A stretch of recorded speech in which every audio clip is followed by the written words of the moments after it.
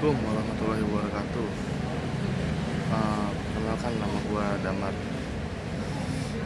Gue pengen berbagi sharing aja nih tentang kayak gua. Ini sekarang gua buka warkop. Warkop tuh awalnya ya nggak ada pikiran sama sekali sih. Jadi emang awalnya bini gua tuh mau, tadi kan bini gua emang kerja. Cuman ketika punya anak, udah gua suruh di rumah aja, udah ngurus anak aja. Cuman bini gua namanya biasa kerja ya, pasti awalnya juga pengennya megang duit aja gitu ya. Gimana caranya gue juga mikir apa ya, biar bini gue ada kegiatan juga gitu, jadi nggak bete juga di rumah. Nah di situ akhirnya bini gue ada omongan lah, dia pengen buka frozen food gitu. Kebetulan dulu zaman sekolah, zaman dia kerja juga sambil pas covid tuh, dia sambil konveo frozen. Nah disitulah dia belajar caranya jual frozen gitu. Nah singkat cerita,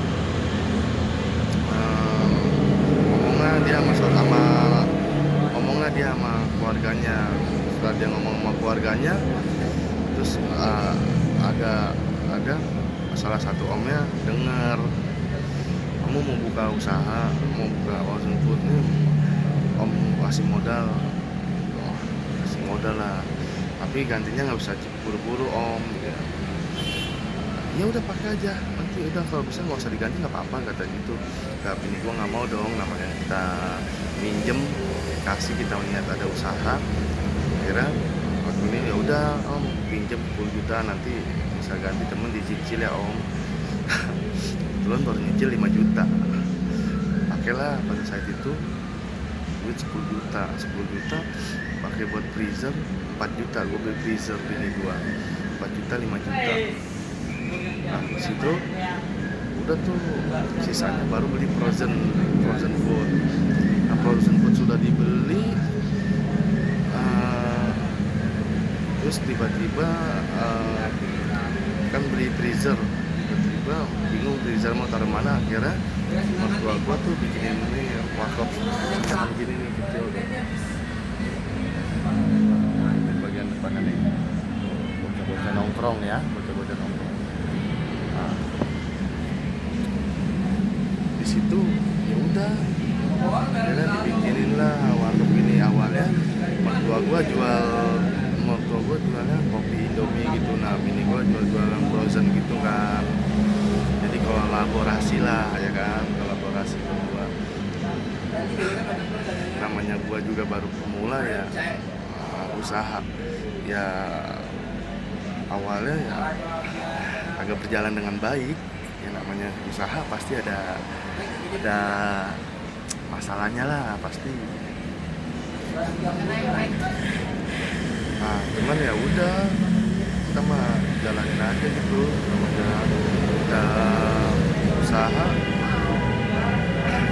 Singkat cerita, yang dari mertua gua modal warkopnya ya nggak berjalan dengan baik gitu. Jadi sistemnya mertua gua kan juga dagang tuh di pasar Cipulir. Jadi udah gue bilang, gue cuman kan nggak berani ya ngasih tahu ke orang tua gue, ke mertua gue. Cuman gue sampein aja ke bini gue gitu, kalau bisa duit warung sini jangan dicampur sama duit warung yang di pasar Cipulir. Nanti yang ada di sini nggak kepake, di sini nggak ini, di sana nggak ini. Soalnya di Cipulir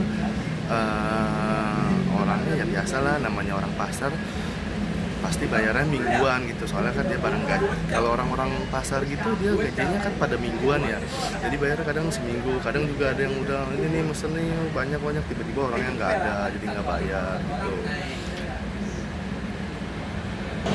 Nah setelah gitu akhirnya ya udah, mungkin yang di Cipulir nggak nutup, jadi mertua gue ambillah modal yang di sini, habislah agak muter di sini, habis barangnya di sana ya. Alhamdulillah masih jalan sih usaha, cuman berarti yang nggak tahu ya, gue nggak ikut campur itu urusan mertua gue. Cuman yang gue khawatiran, gue udah bilang posisi duit sini jangan dicampur sama duit sana, karena itu nggak balance.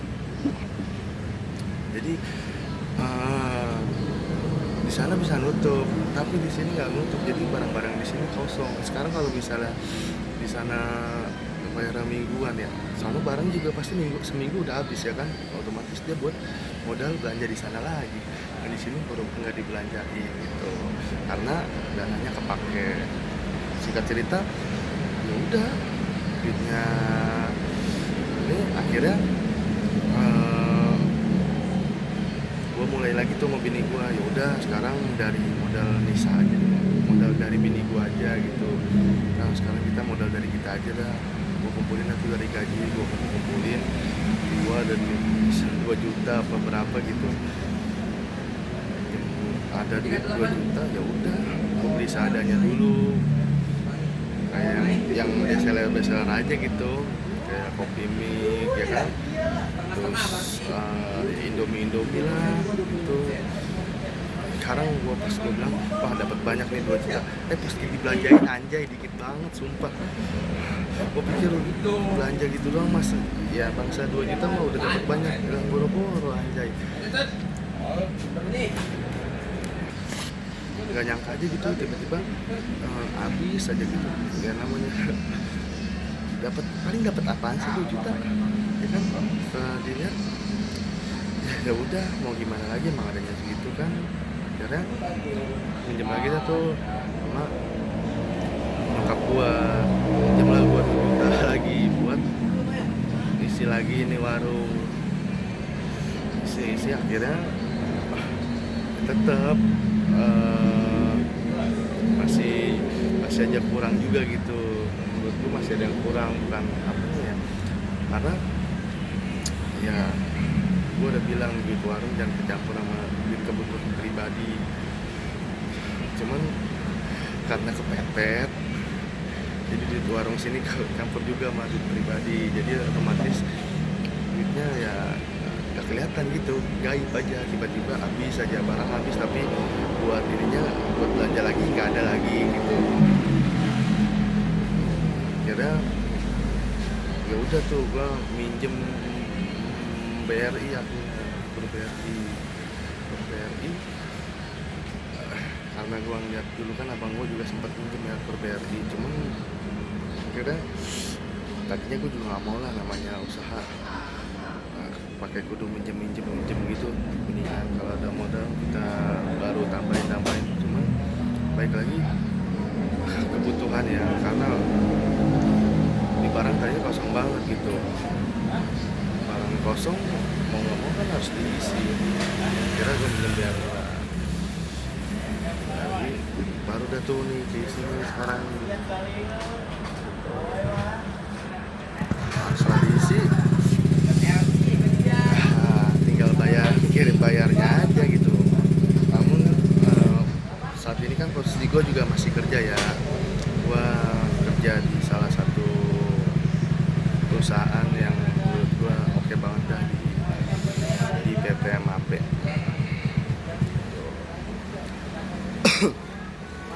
Nah, di PT MAP gue juga jadi seorang store leader ya. Kalau jadi seorang store leader, gue ambil pengalamannya aja gitu tentang mengelola toko gitu.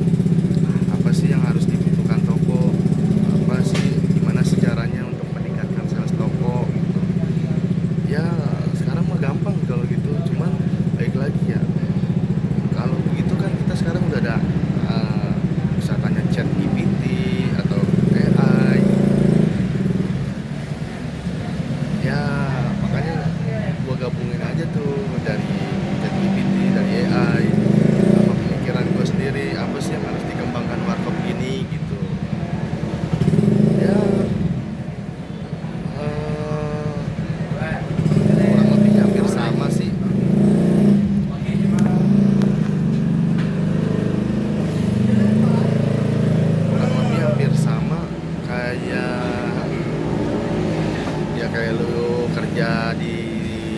toko aja gitu.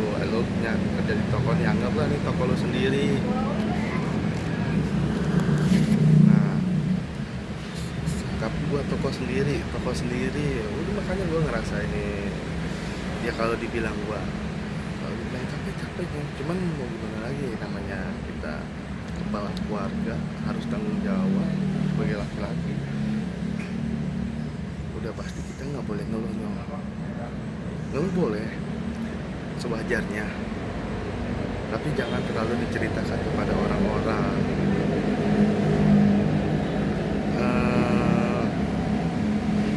Ya namanya manusia pasti pernah ngeluh. Kalau nggak ngeluh, lu sombong namanya. Lu merasa lu bisa sendiri gitu. Ngeluh bukan berarti lu langsung menyerah kan.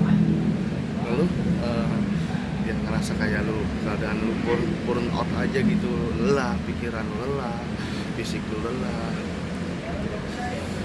Gimana caranya toko sampai, gimana nih warkop gue bisa berkembang. Ya doain aja ya teman-teman, semoga warkop gue bisa berkembang. Oh ya, warkop gue ini bukannya di samping rumah gue ya, kebetulan di lapangan sama teman-teman. Yang bocah tadinya biasanya mah ada nih kayak ojol-ojol gitu, bocah-bocah nongkrong aja gitu, bocah-bocah remaja ada nongkrong di sini. Kayak dia gabut aja gitu. Sama sih kayak gue zaman gue ngeliat bocah-bocah remaja gitu sebelum nikah. Jadi kayak gue mikir gue sebelum nikah gitu, oh nongkrong gini, oh jadi tukang warkop ternyata begini ya aja gitu. Ya jadi gimana baiknya ini gue share pengalaman aja gitu. Oh ya, ini video pertama gue ya, jadi ya mohon maaf kalau kata-katanya asal-asalan gitu. Ya namanya gue jarang ngomong di kamera, cuman ini gue pengen sharing-sharing aja gitu pengalaman lu buka warkop sama sambil lu kerja, gimana rasanya gitu. Apa sih yang harus lu lakuin. Ya sebenarnya kalau lu udah ada niat mau buka usaha ya jalanin aja gitu, udah ya mau bilang sih terobos, cuman baik lagi, selain lu terobos, lu juga harus punya inovasi gitu. Inovasi kayak, oh nanti ketika toko gue buka gue harus gini loh, gue harus itu loh gitu. Gimana sih cara ini? Nah lu juga harus belajar kayak ngomong kayak sama pelanggan gitu, terus sama customer lu tuh yang baru datang atau customer yang baru, lu juga harus welcome dan lu harus friend juga sama dia gitu, bercanda. Oh ini nggak boleh baper deh, ya kan? Namanya kita butuh duitnya dia gitu. Pasti ya sama aja kayak lu kerja sebagai seorang sales. Makanya gue juga udah terbiasa sih jadi seorang sales, jadi udah yang bahasa kasar dimaki-maki pernah, karena barang belum nyampe pernah. Jadi customer order barang belum nyampe padahal itu masih di gudang, kan udah kita kasih tahu, tapi customer kita janjiin ini ya kita sebagai sales konsultan ya harusnya juga ngasih solusi gitu.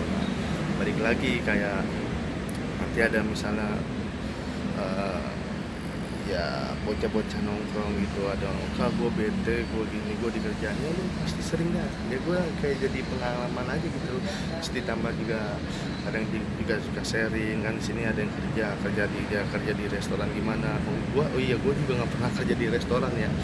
Dulu gue kerja di restoran sehari doang, di Jeko sehari doang, mesti gue cabut karena gue ngerasa diri gue nggak cocok. Nah abang gue tuh kerja di restoran tuh, nah dia juga dalam karirnya sih bagus, dia jadi manajer di salah satu restoran pizza Popola Mama di Grand Indonesia. Nah gue juga belajar dari dia tuh, pengalaman dari dia juga gimana caranya manage. Dulu kan dia juga buka warkop tuh, bukan buka warkop, dia buka usaha baju, namun tiba-tiba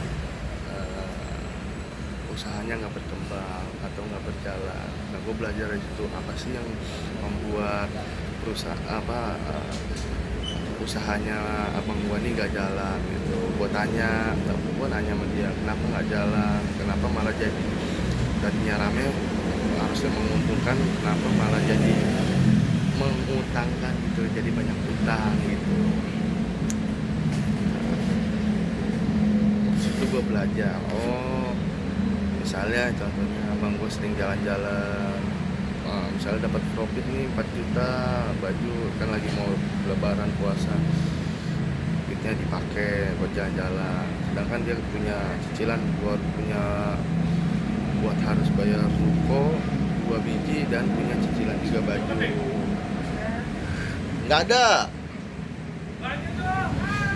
Tadi gue mau belanja, pulang kerja belum ada tukang jeruknya.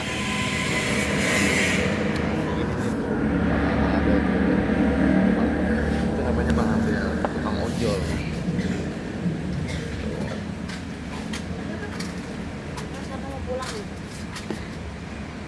Nah, ini bini gua tuh, bini gua, ya kan? Tuh, itu bini gua tuh. Hah, tuh apa?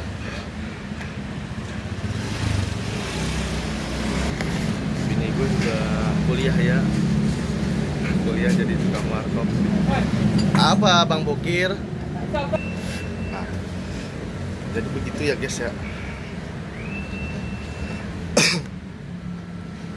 Jadi namanya hidup kita ngejalanin aja.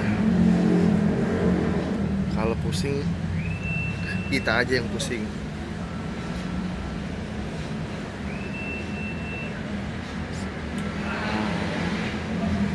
Jangan pusing-pusing ya mah. Tuh, pusing kalau mau jadi duit, makanya nyari duit tambahan.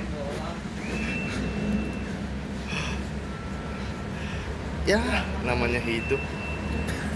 Udah ya. Dari gua sekian. Assalamualaikum warahmatullahi wabarakatuh.